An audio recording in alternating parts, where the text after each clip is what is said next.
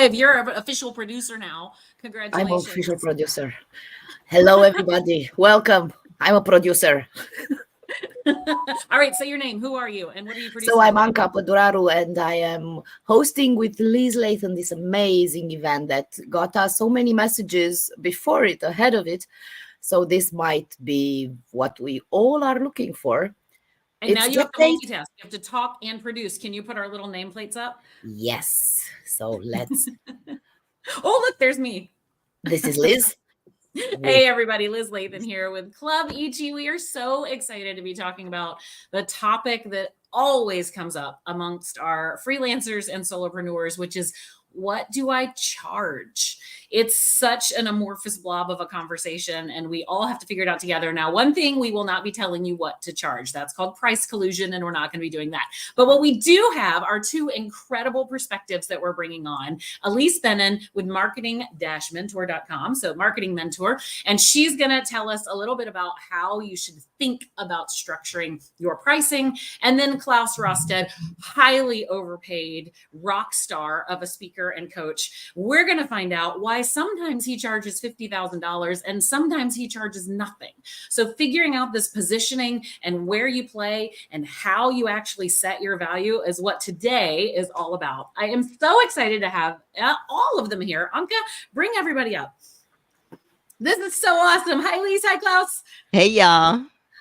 Hello, everybody. Okay, Ilise, let's start with you. How do you even know how to price people? What's your background? Who are you?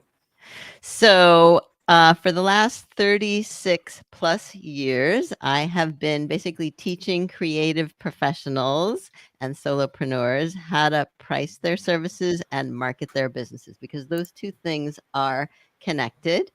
And I do it in many different ways. I have a podcast. I have a plan that I sell. I have a magic money formula, which is going to be available later on.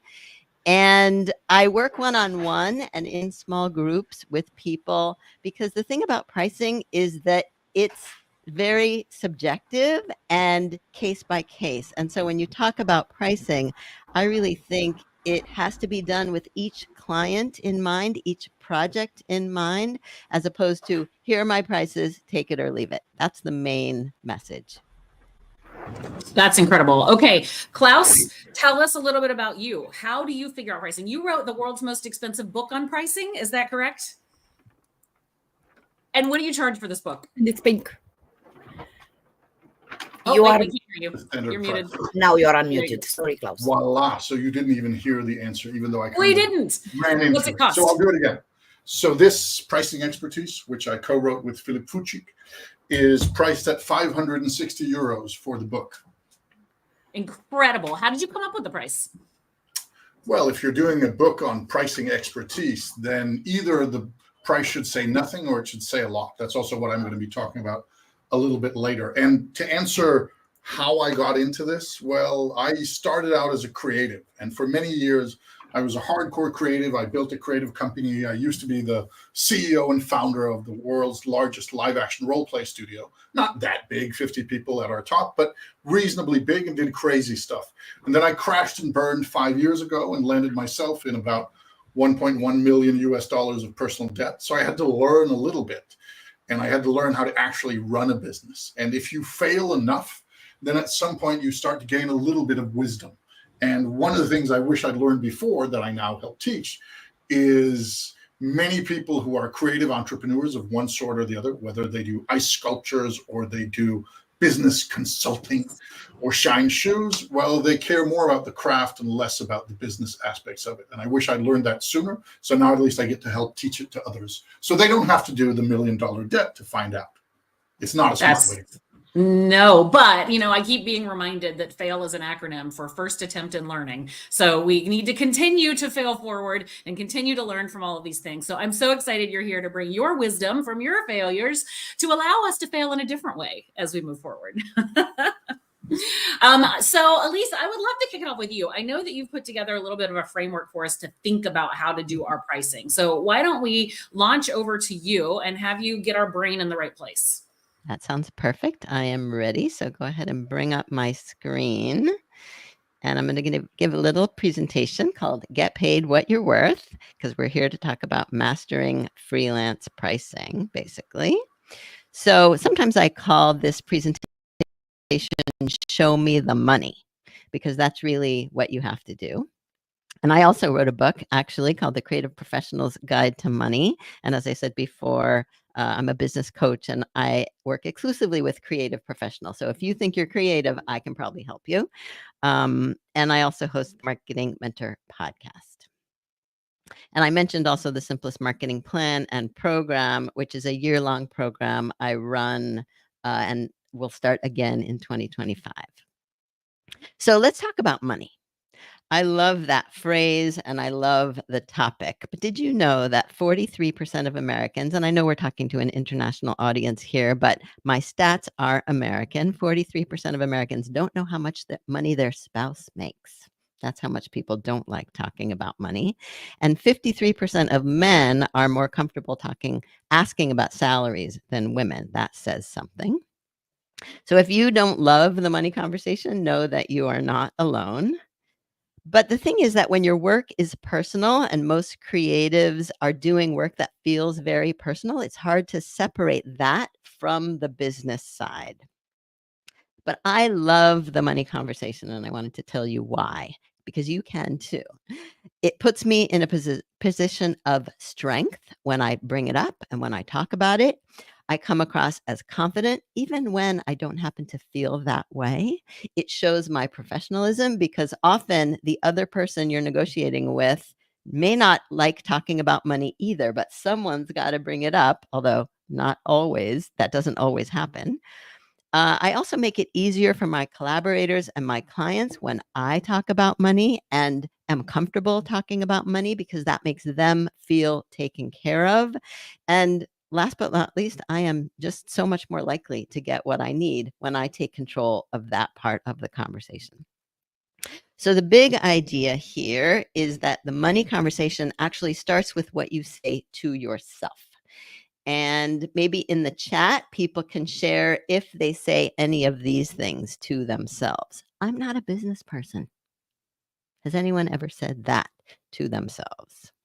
Or what about, I don't like talking about money. I hear that constantly. But actually, I don't care if you don't like it because we need to do it. I don't like putting a price on my work. That also happens a lot with artists. Or I have to give them what they're asking for, whoever they are. They have to get what they're asking for. I'm not sure I agree with that. Instead, I would say I have to give myself what I need first. You definitely come first. So we're starting this hashtag, me first. Because if you don't value your services, I ask you, who will?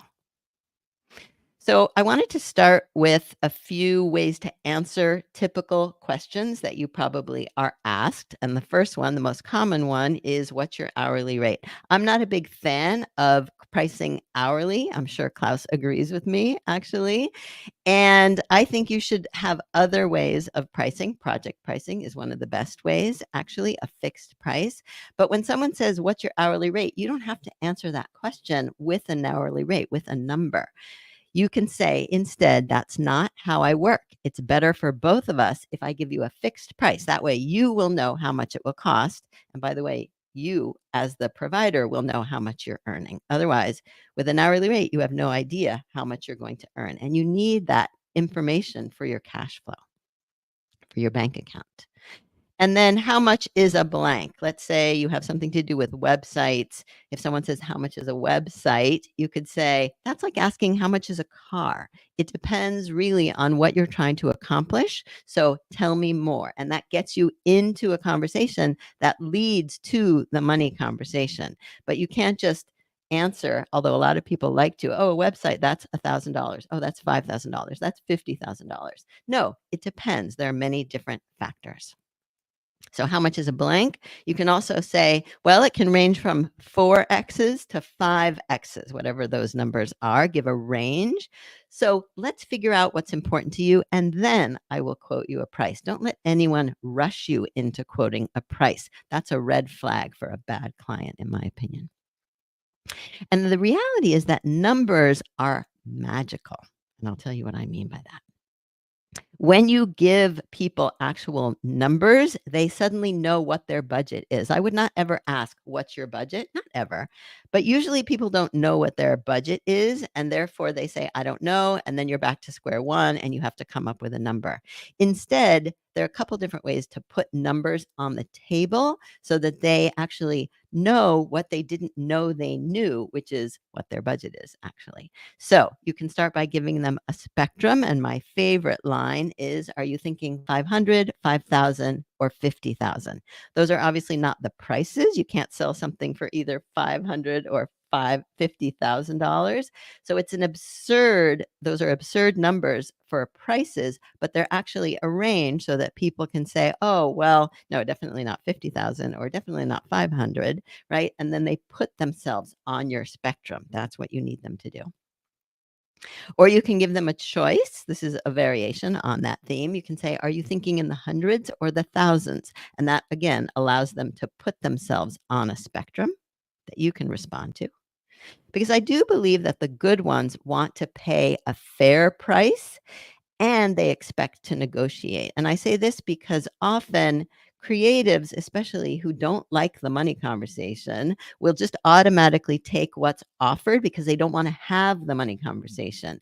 But good clients who expect to pay a fair price want to negotiate. They expect to negotiate because that is a sign of professionalism. Otherwise, they may perceive you as a doormat, and we don't want that. You don't want to be a doormat. So I have 7 of what I call the worst negotiating mistakes. And I say the worst because they're actually the smallest, not the biggest. They're the smallest and the most imperceptible, and therefore the easiest to ignore, and therefore the most lethal to you and your business. Because negotiation really is a conversation. It's not a confrontation. People often come to it in a very defensive way, as if it were a confrontation, as if they have to justify everything. But I don't think you do. Just be open and curious and approach it as a conversation. And that will happen if you love the money conversation. So mistake number 1 is when they put a number on the table, which will sometimes happen. You just take it. You shouldn't just take it because that's their floor. They're going to start low. And if you accept what they offer, then you're leaving money on the table. So the solution to this is just to always ask for more. And I tend to ask for double first, what they asked for, what they proposed originally, and then you can find a number in the middle. And that is called a negotiation. Mistake number 2 is when you make the first offer, which will sometimes be the case, and you don't start high enough. You don't start with your ceiling. You have to start high so that you give yourself room to negotiate and you can come down. There's nothing wrong with coming down, especially if you start high. Mistake number 3 is that you make assumptions about what they can and cannot pay, as if you know what's in their bank account, as if you know who has left them money, as if you know what their budget is. Don't ever make assumptions. Instead, ask questions about this. Mistake number 4 is being impulsive and blurting out numbers. I have a client who said, this might be in my PowerPoint. She said, I either freeze or I blurt. And blurting is basically giving in to the pressure and the impulse of, I just want to say something. I just got to say something. Whatever you say, it's going to be either too high or too low, unless you're really good at this. So always take time to think. Mistake number 5 is being desperate and showing it, basically, and not having a backup plan. So you want to give yourself options, and the options could include marketing, right? When you market yourself, you have lots of different opportunities and prospects in your pipeline, and you won't feel as if you need this one or that one to come through. So don't put yourself in a desperate position. Always have a backup plan. Mistake number 6 is betraying your nervousness by talking too much. This has come up a lot lately for some reason with clients, is this over talking, this not knowing when to stop. And I think partially it's because we're afraid of silence. I'm just going to let there be a little silence because there's nothing to be afraid of. Even if you're nervous, let there be silence. Because the thing is that when there's silence, someone will try to fill it, and it could be them, and they could reveal information that you wouldn't even know to ask. That has happened so many times. So let there be silence. And finally, mistake number 7 is devaluing your services by cutting your prices before they even ask, right? Often people will say this is like self-talk also. Oh, they're not going to be able to pay that much, or oh, I can't really justify that price. I'm going to cut it down. If you have to adjust your pricing, then you be sure to adjust the scope of the project first. If someone asks you, this came up with a client recently, apparently she quoted $250. They said, can you reduce it by 20%? And she said, yes, but we'll also be taking away 20% of the services, and that is fair. All right, so that is my presentation, and I just wanted to show, if you don't mind, the Magic Money Formula worksheet. There's a QR code for it. If you want it, you're welcome to grab that, and we can share it later as well. I love this. Thank you so much. This is, we were talking earlier, this is like Miracle Grow for your money tree, right? So download this. We'll drop that link in the chat. Anka, when you get a second, if you have that link, or we can pull it back up toward the end, that would be amazing. Thank you so much, Ilise. As a host and MC, I often fill the silent void with noise. So that's one that I need to go work on. Pause. Klaus, you have that like gravitas where you can say things and just leave it. Is that one of the strategies you use?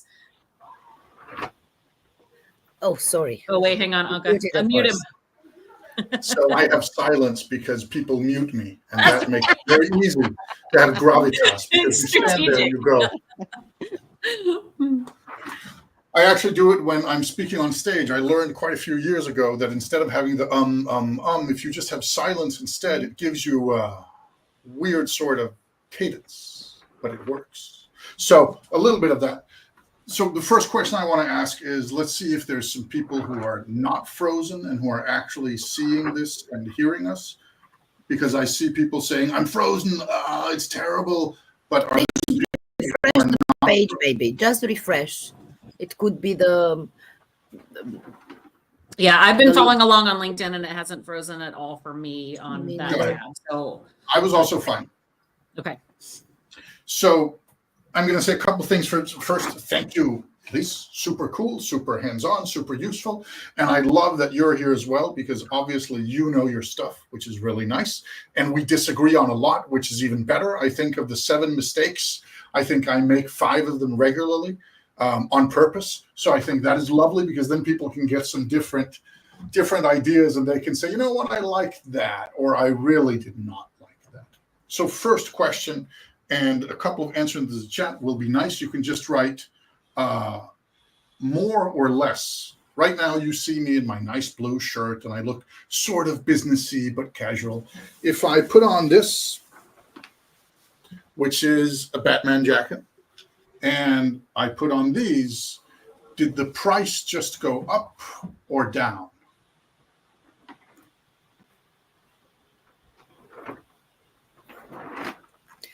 And if none of you answer in the chat, it's going to go from kind of gravitas silence to just weird. I can answer. Me too. Take it away, Liz. What do you say? I would say the price just went up. It did, right? Also, remember, there's a slight delay on the live stream, so give them just a moment to respond, because on live we just saw it and the price went way up. Mm-hmm. Up. It's up, right? Up. So with that in mind, I want to share a couple things that you might find useful. Thank you, all of you. And I think it's pretty clear where that took us. So now, because I want you to feel comfortable that I'm not going to send you an expensive invoice afterwards, I took off the jacket again. So now the price has gone down again. But you're still No, wait, but hold on. I just saw Trace's come through, and he said the price went down for B2B, but up for Comic-Con. So what do you think about that? Bingo, right? I love that. I was hoping some people would say down. I would never hire a guy in a Batman suit, and some people would say, ooh, up. Because the reality is, no matter what you're doing, no matter what you're selling, no matter what your price is, some people will be buying something other than what you're selling. One of my key moments was realizing some time ago that people bought me for what I knew. Yes, they did. But they also bought me for being the guy who gets up on stage in front of 500 people in a Batman suit and says, Hello. And some of them buy that more than the expertise. And I've had clients come up afterwards and say, I was impressed at how much I learned. And I thought, well, you're paying me 10,000 euros to give this talk. Thank you for that. But maybe that was part of the agreement. And I realized that while they don't always say it, they're buying something different from what I say I'm selling. So that's number one thing is no matter what you are, no matter what you do, no matter what your pricing is, realizing what you're actually selling and what people are actually buying. And if you can align those, then you'll have an easier time. And they're not necessarily the same. So that's the first thing. Second is I want to talk a little bit about price points. So one of my, shall we say, truths or whatever we want to call it is there are only 5 price points. Doesn't matter if you're selling ice sculptures or you're selling hotshot business consulting or you're selling foot massages or lawn mowing. And you all disappeared. Are you still here? Yes, we are here. We just give you the floor. We gave you the floor. Perfect. I take the floor. Thank you. So it doesn't matter what you're selling. There are 5 price points. First of all, there's the one in the middle. It's not the FU finger this time. It's just the middle finger. This is the reasonable price, the price that is just a price, right? If you're in a supermarket, there's a price for milk. In Denmark, it's like $2 for a liter of milk. Nobody's going to think twice about that. Nobody's going to think it's expensive. Nobody's going to think it's cheap. It could also be $2.20 or it could be $1.80 or even $2.50. And it would still be it's just a price. It's the reasonable price that nobody blinks at, but shows you are a serious product or serious service within some industry and you're fine. The price is reasonable. Then you can sell discount. You can sell the cheap stuff.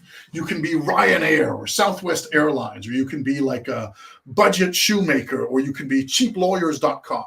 That's fine. If you're saying we are discount, we present as discount, and you're selling at lower prices, people will understand that. There's a lot of money in that. Low budget airlines some of them are very, very profitable because they say you're getting it cheaper, but you're also getting less. So there's trust. Where if you go out and you say, we're the cheapest on the market, and we're also the best, then people will say, yeah, but are you really? Are you? Because if you were, then no, we don't trust you. But if you say we're cheap, but you're getting less, that's a price. That's a price point. If you say these are the yucky foods, or this is the cheap dentist, or whatever it is, there's a market for that until you reach this finger, right? Reasonable, cheap, too cheap. This is cheapbrainsurgery.com. Not a lot of customers for them. This is the people who say, you might get the cheap lawyers who say, oh, we're just out of law school and we charge $120 per hour in Los Angeles and we know it's cheap, but we're also really fresh. And people say, okay, I could use that. But if we say, hey, we're the cheap lawyers, we cost $20 an hour. Do you want us to do your legal work? They say, no, you're not getting anywhere near my business at all because you're too cheap. You're unreasonably cheap. And that makes you lose trust. Reasonable, cheap, too cheap. Then there's premium. Then there's the nice stuff. Then there's when you put on the nice suit. Oh, I have it even here, right? If we're going for the slightly more corporate, the slick back hair, and it's the premium thing, right?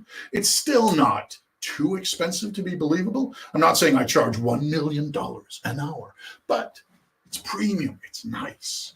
We've got a lot of that. There's airlines that are nice. There's oranges that are nice. There's ice sculptures. There are sports paraphernalia. Whatever you're in, there are people who charge premium. You charge a higher amount, but you also present nicer and you need to deliver something nicer.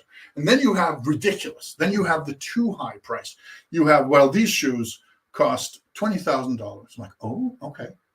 That's a lot because the other shoes in the store are 50 to 100. So these are 20,000. Yes, this is true, monsieur, because now we're in Paris and somebody thinks they could get away to it. But the reality is this is too expensive. This is ridiculous. This is also untrustworthy. Now, the problem with these 5, and I hear some of you, I hear you through the screen that you're already thinking, oh, but there are shoes that cost 20,000, Klaus. Who knows anything about pricing now? Well, the reality is that those 5 prices, from reasonable to cheap to premium to too cheap to too expensive, they are in all industries, all places in the world, but They only work if you understand the industry. When you're going to watch a movie, or you're going to book a flight, or you're going to go sleep in a hotel, then you have an idea of how that industry works. Most of you will already have an idea that, oh, what does a medium kind of price hotel room cost? And what's a reasonable thing to pay for ice cream at a corner store at midnight because you have cravings, right? We know that because we are sophisticated consumers, not in the way that we sip rosé and quote Shakespeare, but because we understand the market. Now, the tricky thing is when you get to the point where you don't understand what you're buying, this all goes out the window. Then you have no idea if something is reasonable, if it's cheap, if it's expensive, if it's too cheap or too expensive. All you know then is the presentation. The pizzeria you walk into somewhere in Turkmenistan, is it supposed to cost $5 for the pizza? Is it supposed to cost 50 or 50 cents? You have no idea. You only know how it's presented. And just to give a real life example of this, my cousins and my uncle and aunt were many years ago. They traveled for like 9 months and they did backpacking in Southeast Asia. Really nice. And at some point they were in the Philippines, and for a week they lived in this hut in the forest. Beautiful place, nature, and every morning this guy would come, friendly local Philippine guy, and he would come and he would sell them these huge banana breads that he'd made because he was a baker.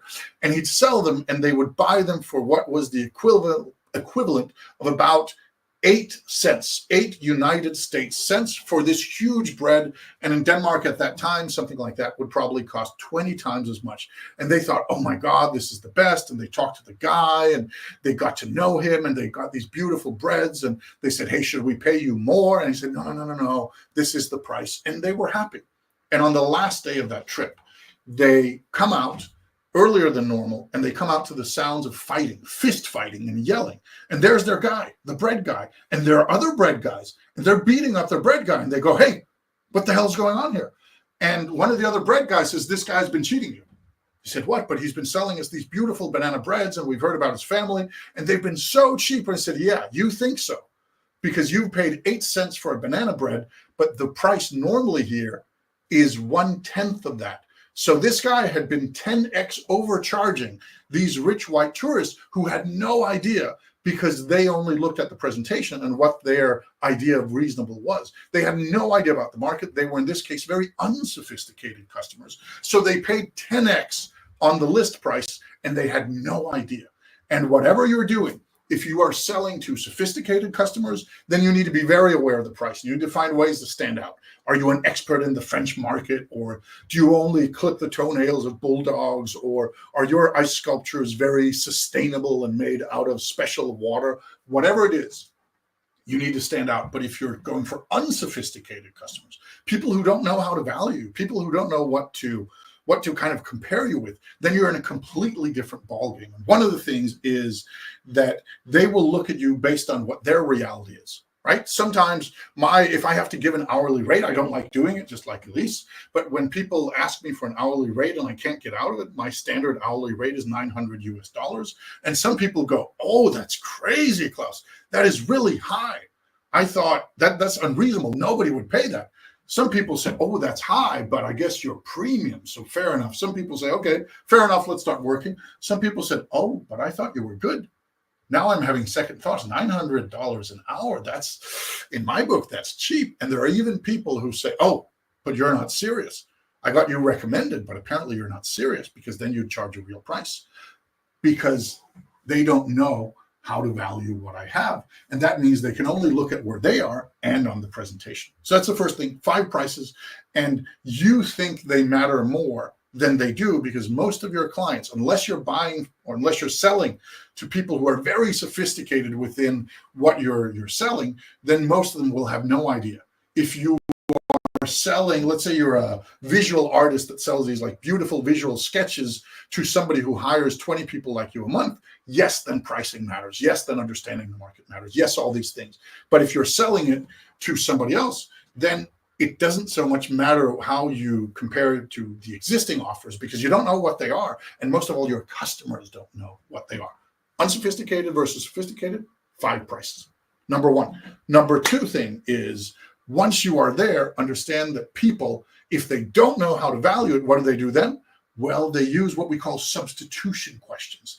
They try to find out what the value is when they don't know what the value is. And one of the ways we do that is, I'm going to show you this book. Ooh, pricing expertise. Oh, now I'm going to give you 3 options, and you're going to base the price of the book. You already know it, right? So this is just an exercise. You're going to base the price of the book in your head, and you're going to base it on getting 3 different types of information. In scenario number 1, I say, it took me 2 weeks to write together with Philip. And then Igor, who illustrated it, Igor has made these nice illustrations that explain what we're doing. And then Igor spent a week illustrating it. So 3 weeks from start of the idea to finished book. That's option 1. Option 2 is it took us half a year to write, including Igor's work. Option 3 is it took us 2 years to put this together, including Igor's work. Now, if you know nothing else, you haven't opened the book, you don't know me, you don't know Igor, you don't know Philip, you only have these things, then most people will say, oh, it took 2 years. Good. Oh, it took 3 weeks. Ooh, that's not good. That's too fast. How good can it really be? And if they say, oh, 6 months, that sounds reasonable. Because when we don't know anything, then we substitute with things like, is it larger? Did it take longer time to produce? Were more people involved? Were there simply more of the thing? Is it heavier? Is it bigger? Is it more sturdy? If you give people, this is a famous test from the Danish television company, Bang & Olufsen. They sell these high-end, really, really expensive TVs and radio sets, that sort of thing. They've been in the business forever. And they made some experiments with their remote controls, because at some time in the 80s, remote control technology became so good that you could have these lightweight remote controls. And they found that people, at some point, it got to the point where they thought their remote control felt cheap. So Bang & Olufsen said, oh, if you feel it's cheap, well, we'll give you something in metal and we'll put a weight inside it. It made it less comfortable for the hand. It made it more likely to break. It made it more expensive to produce. But the consumer would rather have something where, if they don't, how you value a remote control, right? Who knows that? Then they would rather have something that was heavier and more sturdy. Forget about the aesthetics for a moment. Here we were just talking about sturdiness and heaviness and like solidity, because we understand that, we value that. Just like if you take 2 paintings from the same artist. Now, right now, these are by my better half, Sue, and who's a digital artist. And they're actually the same size. These are just further down in the room. But if you imagine for a moment that these here are bigger than those down there, same artist, same motif, then most of you, if I asked you which ones are more expensive, and you for a moment ignore the fact that some of them are white backgrounds, that might play in, but most of you would then say the bigger ones are more expensive. I say, okay, but is it because we're talking something that might cost $600 or $800 or $1,200. We're talking something where the production part of it is a tiny part. And yet you would probably say, yeah, but the bigger one is more expensive. Just like if I show you the 2 books here. One is hardcover, nice production value. The other is softcover. Which one is more expensive? For most people, it's the hardcover one. For us, we charge 560, whether 560 euros, whether it is the hardcover one, whether it's the softcover one, whether you just get the PDF, because the value is not in the production, the value is in the book itself. And we don't care if you want it in PDF or in softcover or in hardcover. Some people want it softcover so they can put it in their backpack at a conference. Some people want it hardcover so they can have it sitting on a shelf and never open it. Some people just want the PDF because they're just going to open it on their laptops anyway. And when people say, oh, but can I have all 3 of them? We say, of course you can, because the value is giving people the information that's inside. It's not the formula. So if one of you said, I'd like to buy the book, well, I'll happily send you one of each and the PDF. That's the nice thing about charging 560 euros for a book. You can afford to send 2 of them. Now, if we don't know, then we substitute for what we do know. And finally, the last thing I'm going to leave you with, and then I'm going to shut up and hope I didn't go too much over time, is most of us would like to pay with one thing. It's called OPM. It's a kind of a pop smart real estate term. It's called other people's money. If I give you a deal where I say, I'm going to charge you this and that, then you might say yes, you might say no, depending on trust. And do you think it's valuable? And do you think it's going to deliver and all that sort of thing? But If I say, how about we look at how much you're earning right now and how much you think you'd earn without my help, and then you get my help, and then I take a percentage of that on top of that, then suddenly the whole picture changes. Suddenly you're not paying with your money, you're paying with other people's money. It's why people want to give percentages of sales or kickbacks or all sorts of things. They want to pay once they've been paid, because then they're not paying, they're paying with somebody else's money, even if they pay a lot more. It's much easier to get people to pay 30% of the bonus they get, the extra sale they get, than to get them to pay 5% of their own money, even if they think it's going to work. Even if they think it's going to work, because we're all more comfortable paying with other people's money. Okay. Now it's time for that's a whole nother conversation, Klaus, Bam. because I know that I and a lot of other people get offered these affiliate opportunities all the time. And I'm like, you have to weigh. I have to focus on selling my own business, not making money by selling your business. So I struggle with that for sure. But let's do a whole nother webinar on that. How to properly structure affiliates. Okay, so the questions that I was seeing in the chat while you're talking is still around comparison. Like, if I don't know what other people like me are charging, how do I set my rate? And yet I would argue, like Leanne Velke, there are no other people like you. So when it comes to comparing, that's not a thing. But how do you even set it? You just start asking different potential clients different numbers and see what lands? No, I cheat. I do all the things Ilise said we shouldn't do. I say yes to people before I know the price. People who've worked with me will know I literally tell them, yes, I'll do it. And then you need to tell me how much money you have. And if it's a speaking gig, I do a lot of speaking gigs, right? And I tell people, well, yes, I'll do it. And tell me what money you have, and then I'll do it for that. And if you've got $12,000, I'll take 12. If you've got 8, I'll take 8. If you've got 3, I'll take 3. And if you've got nothing, I'll do it anyway with a smile, but then you at least buy me a good lunch. And what happens is, because, and Ilise said this nicely, said most people want to be fair. They want to be on your side. What I find is some people say, oh my God, that's so nice, because we've got no money and we'd really like what you have to offer. So thank you for being so nice to work with. And some of them even come back later and say, this time we have money. Thanks for being generous. This time I can pay. Some people say, oh, that's cool, because we were worried. We only have 3,000. We were sure we couldn't get you for that. And some people say, okay, great. Well, we've got 9.5 or 15 or whatever it is. Will that work? And I say, sure. And of course, I like getting paid $10,000 more than I like getting paid $1,000. Let's not kid ourselves. But I say yes to the things before I know what the price is, up to a certain point. And if I feel they're trying to take advantage of me, then I can, of course, just back out. If I get people who say, great, oh, sir, you're an easy pushover, and I've been to negotiating school, then here's how it's going to work. Then I say, you know what? I feel we're not on the same page here.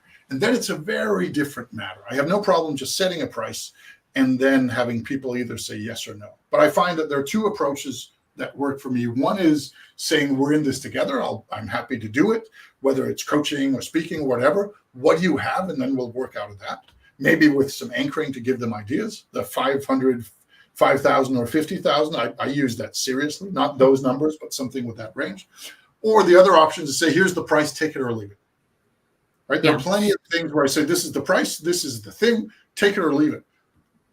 And I think some of that maybe also comes with positioning and confidence, because if maybe you just got laid off from corporate, you're just now trying to be a freelancer, you're trying to do the math on what I was paid hourly for my corporate job. Now I could translate that into being a freelancer. The things that I'm looking to take on are a little bit more almost logistical, project oriented, versus the people that are coming out and saying, I'm a strategist, you're taking all of my knowledge and I'm creating a plan for you.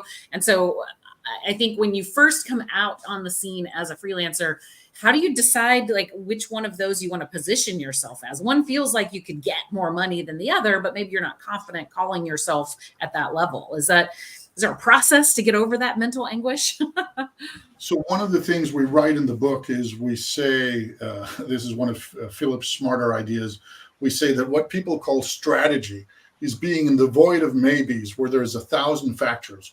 And then you choose 3 of them and say, these matter. And then you do like this with all the rest. And then you say, we're going that way. So, I remember when I was young in my career, I was probably 24 years old. I called my dad and I was like, I figured it out, Dad. I'm going to become a strategist, because right now I am living in spreadsheets and I'm working 12 hours a day, but the people with strategy in their title leave at 5. I don't understand. And they're getting paid more. That's a thing, right? Titles are a thing, presentation, who do you say yes to, who do not? And I think there's a core thing here. This is an American entrepreneur. I think her name is Cody Sanchez. She does these nice YouTube videos on investing and stuff like that.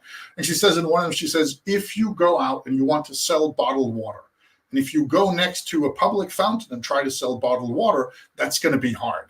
If you go to a desert and find people there, that's going to be a much easier sell. And if those people are having a race in that desert, it's going to be even easier. And if those people are rich people having a race in the desert, now you're in business. And part of that is I see so many people worry so much about what am I worth? Nothing, everything. Who the fuck cares? Number two, I see people who worry about what are other people getting. Well, Jacques, who I was on a project with 8 years ago, he gets 75, so I should get 77. But what about Michelle, who once met Jacques and now does? Who cares? If it makes your life work, then charge that. I tell people straight out, I crashed my company. I never really cared about money. So suddenly I found myself in this massive, massive debt.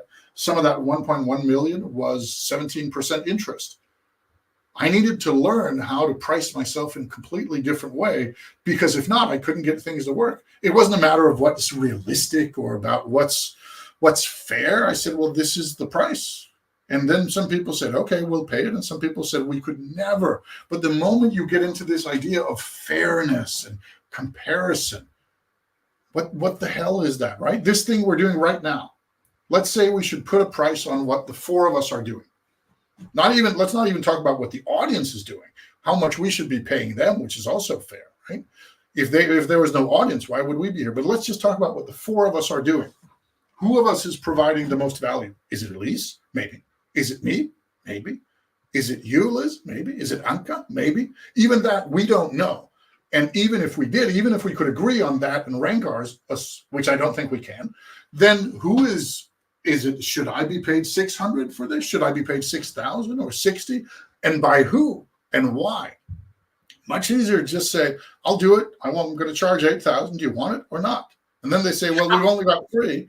And then I love when you take it back to this value thing, because look at Seth Godin right now. You can pay Seth Godin $50,000 to be on stage and come to your event at any time, day or night throughout the year. But right now he's on a book tour, and you can get him for free or cheap because he's out there trying to market his book, and he knows that he needs to go get all of the brand awareness he possibly can for it. So here's what let me just add something here, because I think underlying everything that we're saying is the difference between focusing on yourself and what I'm worth, or what the value is of me, which I don't think makes a lot of sense, and focusing on the market and what the market will bear, what the market can afford, and what the market needs. And so even to the question of how do I decide how to position myself, I would always say, well, what does the market need that you can provide, and how much will they pay for it? Let's start there. And that's a great place to start. And that's also why, while I completely respect what you say, Ilise, about don't give discounts, reduce scope, I do the exact opposite.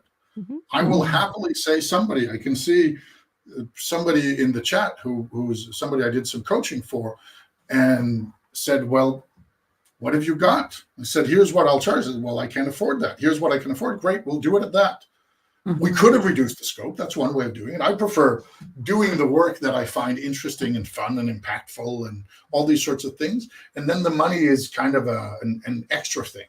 And the nice thing about that is it's hard to get there. But if you can get away with that, then you only do stuff that you find enjoyable. And sometimes people pay you, right? If we imagine that the way my pricing works is quite simple, that I ask people, here's what we're going to do together, and I only say yes if it's something I want to do. And then if it gives money, good. If it doesn't, then good. And if enough of them give money, then that works. Which is also, if somebody's curious, then I'll just post it here. Just if you go to, this is just for the exercise, if you go to extraordinary.college, which is the website for the College of Extraordinary Experiences, and you ask for apply for an invitation, it will say, one, there's some like legal stuff about collecting information, And the next page is you choose what you're going to pay. And there are 3 different payment tiers, and there's no difference in what you're getting. And they are even called pay the standard price, pay more, pay less. And some people say, why would I pay more? And then we say, because that means somebody else can afford to pay less. And then some people go, you guys are idiots, I'll pay less. And most of them go, I've never seen that. I like that. Let me think for a moment. No, I guess I need the cheap one. Thank you for the option. Or, I can afford to pay more if it means somebody else pays less. But it's about changing the game. It's amazing. But I'm curious. Tell us, in the last, because you just organized a few weeks ago an event. I'm calling it event. It's an experience. I saw it. I saw some things of it. What do people choose out of the registrants, out of the participants? What did they choose? So we get most people who choose the cheapest option, but we get a quite large percentage who choose both the middle and the most expensive. And we get actually, if I'm right now looking at people who've applied for next year, I think it's a pretty even split between the ones who say pay more, which is 8,400 euros for the event, ones who say pay the standard price, which is 5,600, and the ones who say pay less, which is 2,800. In fact, I think we have fewest of the 2,800s at the moment. People choose, in fact, to support others. They pay. Yes. Amazing. And we're transparent, and we write, and we even have we call them fate tickets, where we say, if you can't come, but if you have no money but would like to come, then we have some tickets, some spots set aside for that. Of course, we have limited numbers of them because we need to pay for the castle events. So let's bring us back a little bit to like actual freelancers and not events and experiences and coaching and masterminds and that stuff. So if you're trying to set pricing and you are, the majority of our audience here are event professionals. And so we're either doing projects or we're running an entire conference or we're taking a work stream off of someone's hands. When I look at coaches and business mentors, the idea of using other people's money is possible because we're saying, I can increase your revenue by this much. Therefore, you're not even paying me. It's coming from what I've done. If you're doing an event, we tend to be viewed as the L on the P&L, not the P on the P&L. How do we shift the fact that we are, in fact, driving revenue to the business, even if the budget for the event isn't the business revenue? Don't be looked as the L. But how? Like if I'm taking a work stream, if I'm taking all the BEOs off your hand, I will do all 122 BEOs and I will check to make sure you have the right number of bartenders, the right amount of chicken, blah, blah, blah, blah, blah. So how can I position that as I am adding value to the fact that you're now bringing in more money? Sure. Okay. So maybe that was a little bit harsh before saying either you need to not be the L, but the P, or you need to make them understand why it is that it costs money. The easiest thing in the world, and we all do this, and I'm guilty of this as well, is looking at somebody else and saying, I'd like you to fix my thing, and I'm also going to tell you it's not that hard. If you're in that conversation, then probably the people you work for are not going to pay that much.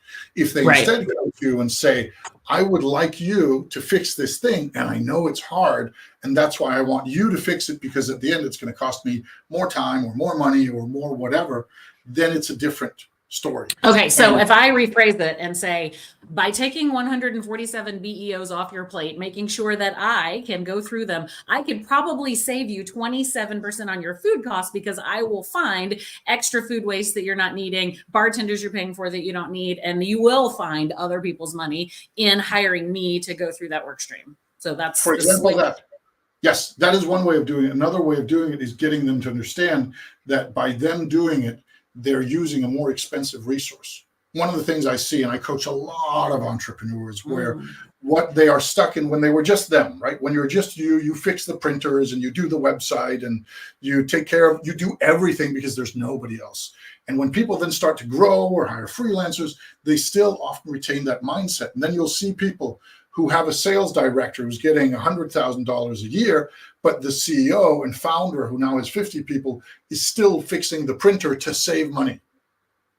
It's like, So that's no. interesting because Sean's comment is similar to the line of, we have a committee already. Why do I need to pay you? Well, because paying me is actually less expensive than taking your committee, who should be out raising more money or should be out blah, blah, blah, getting more members, whatever. Whereas I can go focus on these things so that they're working on the business, not in the business. But here's where marketing comes in, actually, because the way you lay that foundation of trust and credibility and knowledge is through your marketing, and especially through content marketing. So anyone could create content that explains and justifies how this works and how people will save money. And that precedes you into the money conversation. I like this. I always say content doesn't convert, but content builds trust and trust converts. Mhm. So that's And that's the path. if we revisit the Cody Sanchez, rich people racing in the desert for a moment, is that when somebody says, we have a committee already, why do we need you? Well, then you're trying to sell people who may be in the desert, but they brought their own water supply. And that's a harder sell. So if somebody comes and says, we have this and we need you or we want you, it might not be a need, it might be a desire, right? I don't need Brad Pitt to come and serve me dinner, but it would be quite fun if he did, right? I think some people will say they need that, but let's not go into that discussion. But if you're neither serving a want nor a need, then it's going to be a tough sell. Then you're basically telling somebody, you should hire me because I think it would be smart for you, but you don't agree. It's much, much smarter finding the people, and the marketing talk is part of it, but it's also just about finding out who are you selling to. Igor, our visualizer here, has a good friend who works with, he's a graphic artist, and he works exclusively with people who've been burned by too cheap graphic artists. Mm-hmm. Because he said they don't set price. Mm-hmm. Interesting. Very interesting. So Ilise, I want to go back to the well, now I've completely lost what I wanted to go back to because I'm still sitting here thinking what a great niche to go to people who've been burned by graphic designers. Well, I have a thought, actually, to add to something we were saying before about discounting, and maybe that will trigger something for you, Liz. But I was thinking that it's not that I'm against discounting. It's just that, especially at the beginning with a new client, you have to be careful of the precedent that you set, because it's very difficult to raise the price when you're basically just giving the same thing. And that's part of the money conversation. So when people's first impulse is to charge low just to get the client, then you're kind of settling for that into the future as well, thinking sometimes, oh, well, I can charge more later, but it's tricky. So you 100% triggered what I was going to ask, which is the part where you said negotiation means you're a professional and you should be ready for that. I think the big fear is to go out and go, look, it's 15K, and have them go, then I can't afford you, and then never pick up the phone again without the opportunity to negotiate. So how do you say it's 15K, but I can work with you, without saying the but I can work with you part? By doing exactly that. This is another of Ilise's things that I break consistently. I tell people, I'd like you to give me 15. I'm fine with 10. And if it's lower than 5, then it's not happening. Or you can say, what if I told you it was going to be 15? Would you fall off your chair? Yeah, I hear you. I just think here, I like the way of softening. I just think we disagree on this one. Mm-hmm. That I think that it's tempting to say, go in high so there's room to negotiate. Personally, I dislike that. I don't, if somebody comes into me and they say, hey, I have no problem with somebody saying, I'd like you to pay me $3,000 or $50,000, depending on what it is, but I could do it for cheaper, then I'm happy to pay them 50 if I have 50, but I'm also happy to go somewhere if I don't have that. If somebody goes to me and says, I need 15, and I say, oh, well, is that your lowest? Say, yeah, okay, well, I've only got 12. Well, I could do it for 12. To me, that's just killing trust right off the bat. I understand it. I understand it's a classic negotiating tactic. I just happen to disagree with it and don't practice it and don't like it. But it's not that it's not effective. And part of it depends on how you're having the conversation, because a lot of these happen in email, and anyone can drop off the conversation and ghost you, they say, right? It feels like you're being ghosted. And that's why, again, I think in real time, in a Zoom call, in a phone call, like in real time is where we have to really have these money conversations. That's a good point. But I think and we've had it happen to us before where we put the price and they go, oof, that's an extra zero we weren't planning. Then we're not. And we're like, then we start feeling like back, well, wait, but we could drop the zero. Or what were you thinking? Right? I mean, that's the next natural question. If this is too much, what are you thinking? And then, as Sean said earlier, then you just have to know like when to hold them and when to fold them and know when to walk what your away bottom line is. You just can't do it for that. But let's talk about something else as well in the minutes we have. We can go on if you are available. I'm Romanian in Brussels. It comes with an expectancy to be cheap. So what about that? The expectancy too, because also hirers all the time, yes, they have their in-house teams, and they have many of them, as what I've saw, they have the expectation that a freelancer comes with a bigger pay than they can afford, so they just keep it to the inside team, to the in-house team. So how do we deal with that? No expectancy at all. Or no, an underpay expectancy since the beginning. This is the entire market story, the event market story. It comes with an underpaying expectancy somehow. Well, I'll just say, I mean, this again is where marketing comes in, and you have to establish your credibility and your authority through marketing and try to counter that expectation, maybe even de-emphasize being Romanian. I don't know if that's, that happens a lot with Africans as well. I've had Africans come to me and say, they won't pay me because they think I'm in Nigeria. Like, well, let's not focus on that then. Let's focus on Anka, I'm Romanian, but I live in Brussels. It's really expensive here. What would you say, Claus? I would say that one of the things that caused me to end up in an insane amount of debt was I wanted to run my business the way I wanted to run it. We did these insane events and people got tattoos and got married and could move to different countries. It wasn't what we were doing that wasn't good. That was like, we had proof that we were doing something cool, but we were selling to people who had no money and felt it was overpriced anyway. And what we should have done, and what I wish I'd done, was to stop selling to those people. Stop pricing based on what the people can afford. Start figuring out what is the price you would like to charge and find the people who are willing to do that. And it doesn't matter whether you're charging $20 an hour or $200 or $5,000. There are people who will pay. There are people who will find it cheap. There are people who will find it expensive. But you may not know how to reach them. So when somebody says, oh, but in Romania, this is expected, then I would say, and I know this is harsh, I'd say, don't sell to Romanians then. Right? Yeah. Or sell them something that they value or something they can afford. That it is so easy to say, but the people I work for have this expectation. Well, but that's like saying, I want to have when I go looking for a future wife, she needs to be 6'3", have a PhD, and also be a supermodel, plus she needs to be rich. Well, sure, that sounds good on paper, but there's other people vying for that, and maybe that's not actually what I'm going for. Maybe I should go somewhere else. And if you're going for the people, if you say, I want to serve these people, whether you want to marry them or sell to them, doesn't really matter that much, then you're going to do it on their terms. One of the breakthrough things in my career was I was part of a leadership startup at some point, like this really high-powered, insane amounts of money from the people in it, the partners. One of them said, if you want to learn how to sell to the Russians, you better learn how to speak Russian. Or she said more directly, she said, if you want to sell to the Russians, you better learn how to speak Russian. This was pre-Ukraine. It wasn't controversial then. She wasn't talking about actual Russians. Yeah. If you want to sell to people, you need to learn how to speak their language. And that's where, especially what Ilise says about marketing, I feel that comes in. That if you're constantly trying to sell to people who are at that water fountain, then you're going to be selling it on their terms. If you say, I insist on selling water near the free water fountain, well, no wonder they're not going to want to pay for it because you're selling it to them at the water fountain. And they can get it for free.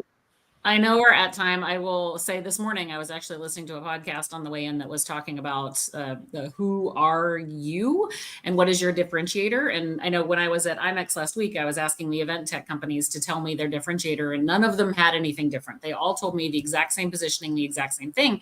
And I think for event professionals, we've gone through some branding, personal branding classes, and they're all like, well, I can do everything. Like, well, if you can do everything, no one's going to hire you for anything. You really do have to figure out that positioning piece so that you can charge for it. And the one takeaway I got from, well, many, but the big one I got from the webinar was, or podcast was, finish this sentence.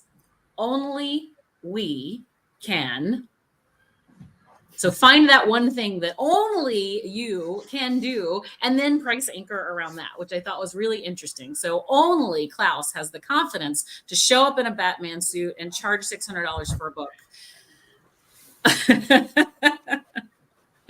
I wanted to ask in the beginning, can women pull out Claus attitude ever? Yes, but it's Yes. harder. You think, huh? Yeah, but it's harder. Of course. Really interesting. That's a whole nother one. That's a whole other discussion.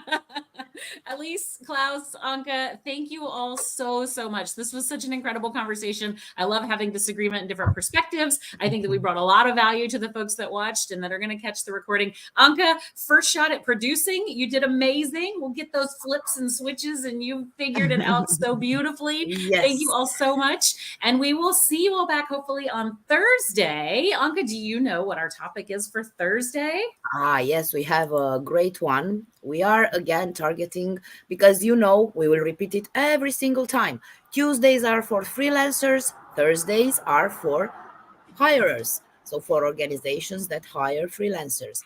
And on Thursday, we have Leah Ali and Rutger from Conversation Starter with the webinar called Find the Perfect Match, how to scope projects and vet freelancers. Which I think is beautiful because it flies right into this. So here's a freelancer, we're setting our time and our value. And then on Thursday, as the hirer, we're trying to scope it appropriately to make the right decision and find freelancers that match that. I think this is awesome. And all leading up to our freelancer forum, which is November 5th, 6th, and 7th, where we're bringing freelancers and hirers together for 3 days of personalized networking and matchmaking to find people jobs. So thank you all so much. And we will see you next time.